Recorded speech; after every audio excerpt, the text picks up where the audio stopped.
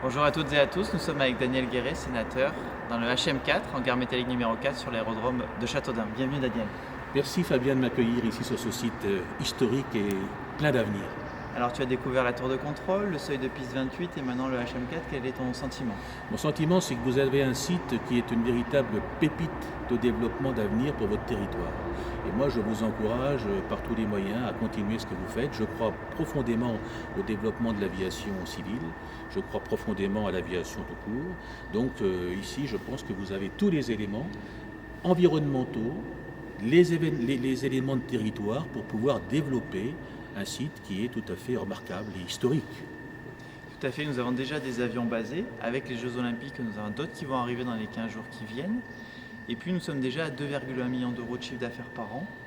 Presque 1 million de plus avec la centrale photovoltaïque. On sera à 3 millions. On est déjà presque au-dessus de l'équilibre d'exploitation.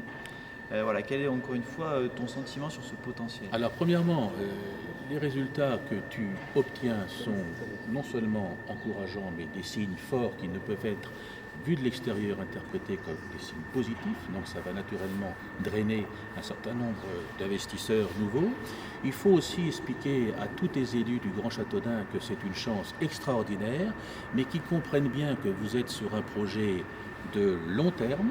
Et il faut que la population fasse confiance sur le long terme à ces élus pour mener à bien ces projets. C'est-à-dire que ces projets ont besoin d'une continuité politique pour être menés à bout.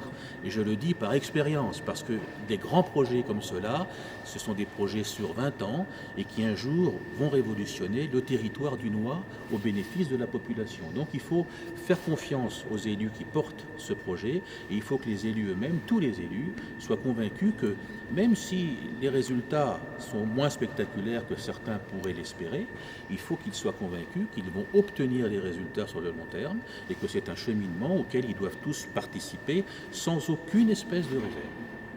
Oui, parce qu'on pense aux chefs d'entreprise, on pense à l'industrie du territoire, développer l'industrie, le PIB, le tourisme, on va aller voir Canopée après, on a notre château, on a énormément d'atouts. Cet aérodrome, ce petit aéroport civil peut être un levier de développement industriel, économique et touristique C'est évident. pour l'Eure-et-Loir. C'est évident.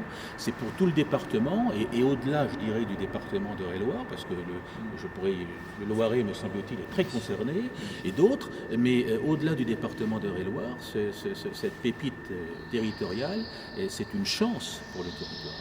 Alors, c'est pas facile, mais les grands projets sont jamais faciles, mais ils sont motivants, et je sais que le président du Grand Châteaudun est, avec ses équipes, motivé. Alors bravo à tous, et on est derrière vous. Merci Daniel.